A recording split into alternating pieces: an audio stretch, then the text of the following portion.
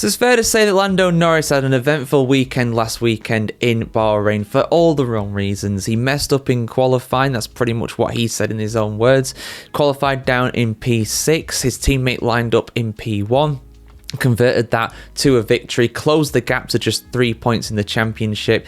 Lando Norris also lined up incorrectly on the grid, earning himself a 5-second penalty, and he failed to overtake a much slower George Russell at the end to get P2 for McLaren, something that I think really showed his kind of weaknesses at times. You know, he has great weekends. I think when Lando and Oscar are both 100% on it in a race weekend, I would back Lando Norris to be quicker. But the problem is that Lando Norris's lows are a lot lower than what Oscar Piastri. If Oscar Piastri has a bad weekend, he'll probably get third or fourth. Norris, meanwhile, he could easily get outside the top 5. Although, to be fair, he hasn't really done that much this season. He still managed to get P3 in Bahrain, just showing how good that car is. But if other teams catch up and those gaps do close, Lando Norris might not be able to recover things as easily. If he does the same thing in Saudi Arabia this weekend, for example, I think he could be in big trouble. It's not very easy to overtake around there, not like Bahrain. So we'll see what happens. But anyway, a team boss has defended Lando Norris now, because a few former F1 drivers, as I broke the news to you the other day, they basically said that, you know, Lando Norris's mental weakness is what's going to cost him the World Championship this year. Now, of course, Norris is still in the lead of the World Championship. Let's not hit the panic button just yet, but it was rather concerning to say the least. But someone's come out in defence of him now. Let's have a look at what's been said. Full article on the F1Chronicle.com as always. McLaren team boss Andrea Stella has leapt to the defence of his championship leader, Lando Norris. While Bahrain pole sitter and winner Oscar Piastri is regarded as calm and stoical, teammate Norris regularly dives into distress and self-deprecation after what Stella admits was a sloppy weekend for the British driver.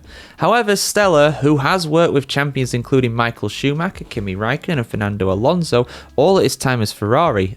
He was actually Fernando Alonso's race engineer. Might have been Kimi Raikkonen's for a bit too, actually. Says that Norris is basically in the same mould. I haven't seen any professional athlete, especially F1 drivers or even world champions, who feel completely comfortable in a situation where they want to do something in the car, but it doesn't do what they want, said the Italian. It's an awkward situation, but the way Lando is dealing with it is no different to other champions I've seen in the past. If anything, Lando has more style. Stella admits, however, that the 25-year-old is relatively unique in how open he is publicly, which is often denounced as a sign of mental weakness. He makes it visible, he explained. He is very self-critical in interviews. I know other champions who would be quick to blame others. Stella said Norris's tendency to absorb errors and blame himself is actually helpful for a team. For example, in Q3, he didn't complete the lap and immediately raised his hand, even though we knew he made some changes to the car that made his life difficult, he said. There are other drivers who, as soon as there is a problem, blame the team. That's not healthy. It's not something you can build on.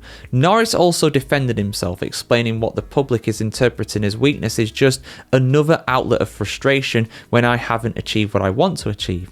It's my deep desire to do well and my enormous ambition to win, he said. That's just the way I am. But I don't think the things I say have a negative impact on me. I've done that my whole life, and I know how to block out negative comments out of my mind. I mean, it's each to their own. Everybody's got different approaches when it comes to dealing with this sort of stuff, you know.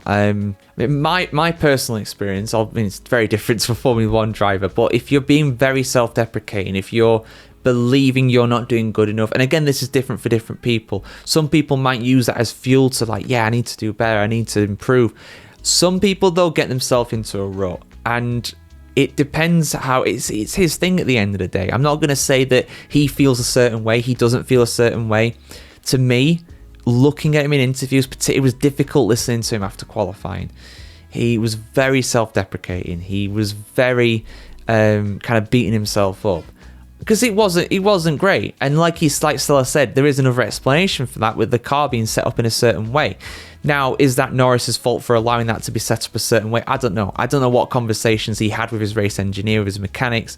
They might have thought, well, if we take some wing angle off the front wing or whatever, or we make this adjustment here, it'll make you faster. And Norris believed it. Maybe he should have said, no, I like the car the way it is now.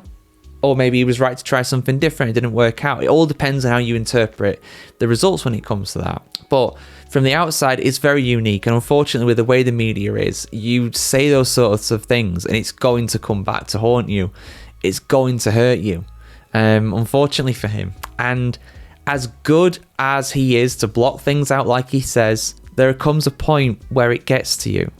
You know, I've had it before where I've tried to block out negative comments, and for the most part I do, on my videos and stuff, and just in life in general, really. I've had it in all walks of life. I think everybody does, to be fair. There's always someone trying to bring you down.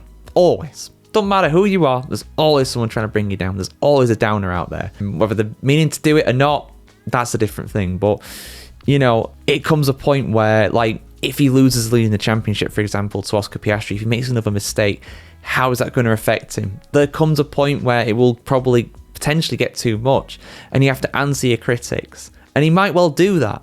But if he doesn't, the British media in particular are ruthless when it comes to that. You look at what they do to our football team. You look at what they do or did to Lewis Hamilton back in his early days.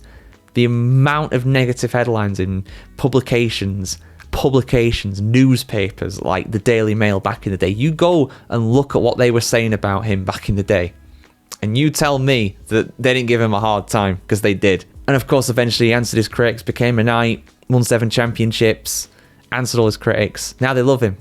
But before that, they hated him. You can probably guess why. But something that makes him very unique in the world of Formula 1, unfortunately. They didn't like that. They don't like people like that. But anyway, I'm not going to do a rant about the British media. What do you guys think? Do you think Lando Norris is too hard on himself? Do you think he's too self-deprecating? Do you think it's detrimental to his form? I think it might be, to be honest. Maybe he doesn't realise it. Maybe I'm wrong, but that's just my opinion. We'll see. The proof will be in the Saudi Arabian pudding, whatever that tastes like, this weekend, and see what he's doing this weekend in terms of performance. Because if he messes up again, if he doesn't win, if Oscar Piastri takes lead in the championship, is he going to be able to recover from it? We'll see. Thoughts in the comments below. Like, share, comment, subscribe if you want to see more like this, and have a fantastic day ahead, guys. See you very soon.